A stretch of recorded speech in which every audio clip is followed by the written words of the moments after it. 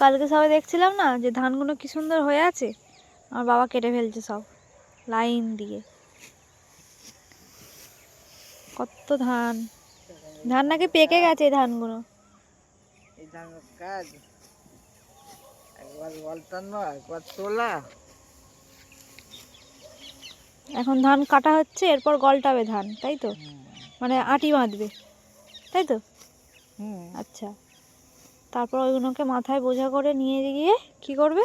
আবার ঝোপাঝোপ ছাড়তে হবে, আবার ঝাড়তে হবে। মেশিনে ঝাড়ে আবার পাটাতেও ঝাড়ে, আমাদের এখানে পাটাতেই ঝাড়া হয়। তো এইগুলো মেশিন ঝাড়লে হলে কি হবে, মেশিনে বার করতে হবে।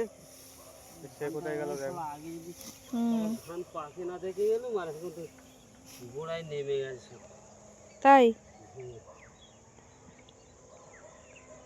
ওই ধানটা ভালো। ওটা লম্বা লম্বা তো ধানটা, সোজা হয়ে আছে বলে ওই জন্য। হ্যাঁ, ওই জন্য লম্বা লম্বা হয়ে আছে। এগুলো সব শুয়ে পড়েছে ধানগুলো, কাটতে অসুবিধা হবে। চলো ট্রাই করে দেখি, ধান কাটবো। কাট, হ্যাঁ আমি বাবাকে বলেছি। কাট না, তোর মতো কত মেয়েরা ধান কাটছে। কাস্তে নিয়ে আসতে হবে, ধান কাটতে নিয়ে আসতে হবে। তোকে ধান কাটতে দিলে তো আমি বসে পড়বো নিয়ে যাওয়ার কিন্তু কাছে নিয়ে। কি তাড়াতাড়ি ধান কাটছো, তত তাড়াতাড়ি তো আমি কাটতে পারবো না। ধান কাটা সহজ। ধান কাটা সহজ?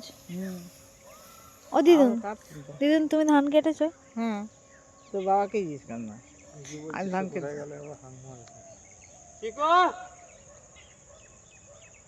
আয় সে ওপার চলে তাই তো। ওদিকে তো কাদা ভর্তি। কাদা তো কই রে, ধান কেটেছি, ধান বলতেছি, ধান তুলেছি, ধান ঝেড়েছি। তাই? হ্যাঁ, ও মা, মেয়ে মামির কাছ থেকে একটা কাস্তে নিয়ে আসো তো। আর একটা পলিথিন নিয়ে আসবি, একটা আর কড়াই শাক হয়েছে, কড়াই শাক তুলবে দিদুন বলছে। ও তাহলে ধান কাটবো সঙ্গে সঙ্গে তার জটা কেটে দিতে হবে, না হলে চা ইয়ে হয়ে যাবে, তেসকে যাবে।